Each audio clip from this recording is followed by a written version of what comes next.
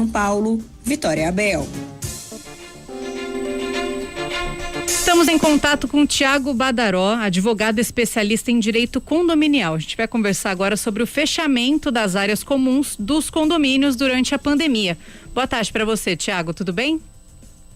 Boa tarde, Stephanie. Boa tarde, Leandro. Boa tarde, amigos da CBN. Tudo bem, graças a Deus. Espero que com vocês também. Estamos bem também. Boa tarde, também. Tudo bem.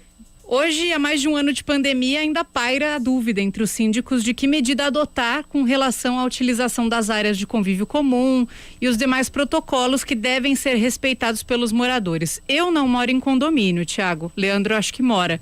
Mas eu tenho amigas que moram e me contaram, assim, durante a pandemia, várias brigas que aconteceram nos grupos, né, de WhatsApp. E um tema, assim, que aconteceu várias vezes é a questão de botar o sapato no corredor para não entrar em casa, né? Não entrar no apartamento com o sapato. Vamos começar falando sobre isso, por favor. Perfeito, Stephanie. Como você bem falou, hoje as medidas aí de proteção e fases que foram instauradas para evitar o coronavírus já está fazendo aniversário, né? E tudo isso começou no dia 3 de março do ano passado com o Plano São Paulo, criando essa fase emergencial.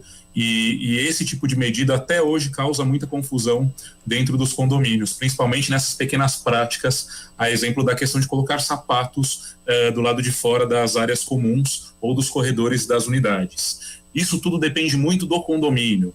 A grande questão é, quando nós colocamos algo dentro da área externa dos apartamentos, nós podemos estar criando o risco, às vezes, que foge a questão do coronavírus. Mas é muito interessante que essas áreas fiquem o máximo abertas possível, porque, eventualmente, se tiver um incêndio no condomínio, há uma liberdade de trânsito muito fácil dentro de um corredor.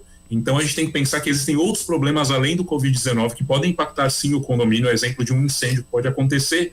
E, além das medidas sanitárias, a gente tem que pensar que também existem medidas previstas pelo Corpo de Bombeiro, que concede o AVCB para o condomínio e que, em muitos casos, impede que haja qualquer tipo de material, de objeto, de sapato nos corredores, porque é um trânsito, é um local de trânsito de pessoas. E quanto mais aberto esse local está, eventualmente numa emergência, isso pode ser prejudicial ou não, a depender de como está a situação aí de alocação de objetos.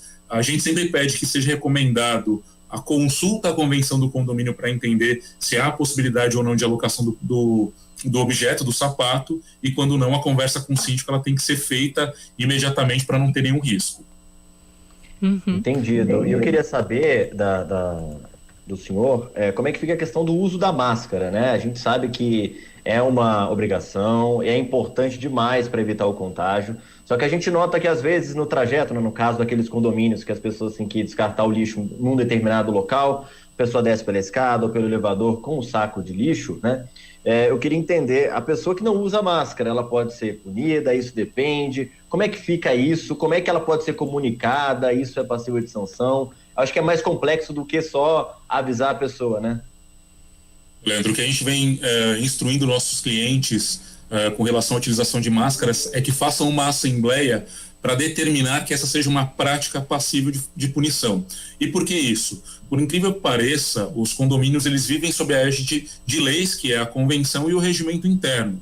E até mesmo as decisões da Assembleia também têm força de imputar normas dentro do condomínio. A partir do momento que a gente não está amparado por esse tipo de norma, e utilizar máscaras dentro dos condomínios é uma situação totalmente nova. Apesar de já estar quase fazendo aniversário aí, é uma situação super nova. Então, com certeza, a medida mais precisa para que o síndico tome uma medida de inicialmente aplicar uma advertência e depois uma multa para quem for reincidente, é convocar uma assembleia, que hoje pode ser feito virtualmente, e determinar que a utilização de máscara seja obrigatória, sob pena de aplicação de advertência, e para os reincidentes, aplicação de multa.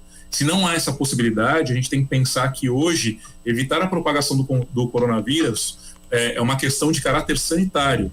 Então, se a vigilância sanitária vai até o condomínio e atesta que os moradores em área comum não estão fazendo a proteção das máscaras ou realizando aglomerações indevidas, o condomínio pode sofrer uma multa de caráter aí da vigilância sanitária, e o condomínio pode repassar o valor dessa multa depois que pagar para os condôminos que realizaram esse tipo de prática dentro do condomínio.